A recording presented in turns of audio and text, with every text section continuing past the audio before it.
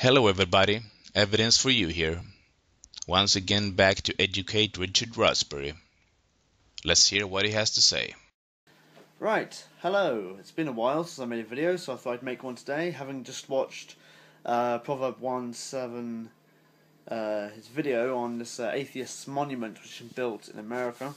It's been built on behalf of the American Atheist Association, is it? Or American Whining Association? Complaint Association, whatever it is. It's an atheist group anyway of whining people. And basically they've erected this monument to complain. It's in protest really, and it's got, a list of things on it. We don't build churches, we build hospitals. I've never seen an atheist build a hospital, let alone, anything of any charity, but that's a side point really. It's just interesting they put that in print on their monument, knowing full well that it was Christianity which actually gave us the first hospitals. Let's focus on this point for a moment. Matter can be neither right or wrong. A chemical reaction could be said to be neither right or wrong. If you see a solution, you can't say if that solution is right or wrong, except in context where you are putting that chemical reaction.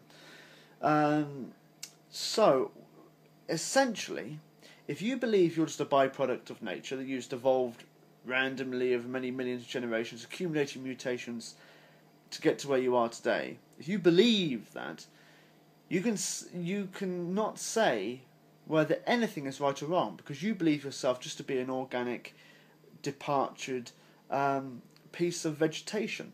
You have no right to say what's right or wrong. In fact, we should do our best to ignore atheists based upon this very basic principle, that is, they can't know right from wrong by their own admission. Aha! Only atheists evolved through natural selection, random mutation, and so on.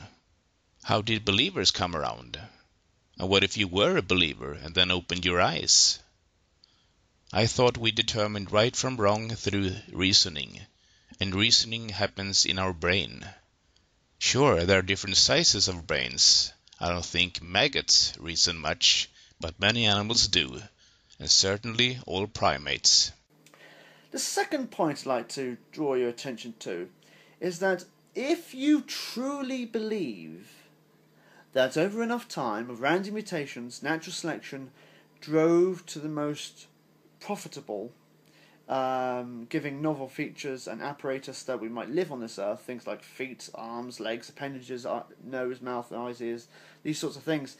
If you believe these are just, natural selection found its way to the most best, or most best was terrible English, I don't know, the most fitting for the environment, then, if you believe that, well, it's a contradiction to say it found the most profitable pathway, because to say it had a profit of any sort in context with biology, this organic matter you see before you, if you say if it had any direction, be it profitable or unprofitable, then you are going against your atheism. In fact, you have to lean onto theism in order to make that distinction.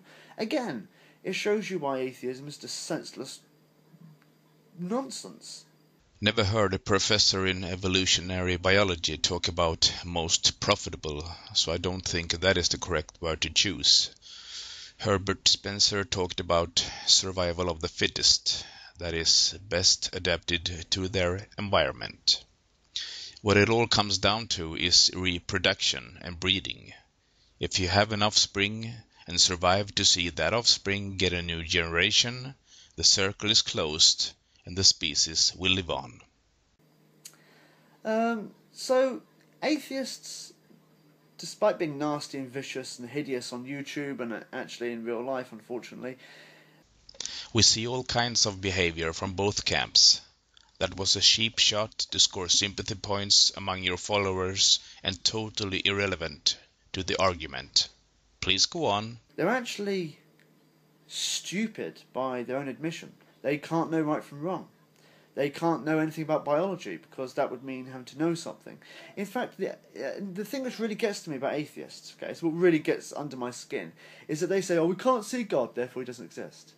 Or they say, I've never seen God, I can't believe there is a God, I don't see any evidence for a God. You know, these sorts of arguments you hear. The Bible says clear and simply, if you seek God through Jesus Christ, you will find him. It's not a big calculation. It's not a terribly difficult thing to do. If you simply seek Jesus in his word, if you just simply seek Jesus, you will find him. Many people, including myself, have read the Bible and during rough times in their lives sincerely opened their arms to embrace whatever spirit there might be out there. And guess what? Nothing happened. Perhaps if I had parents that told me I was saved and they pointed to good things in my life, took me to church, quoted nice Bible verses, and let me hang with other people that already believed, I might be convinced there was something out there. But that was not the case. Nothing happened. You can explain away this fact all you want, but the truth is, I was sincere and nothing happened. I will stop here because the rest of the video was a mishmash of incoherent, nonsensical rambling of ignorance. But if you like to listen to it, I'll leave a link in the description below. That's all, folks. Take care.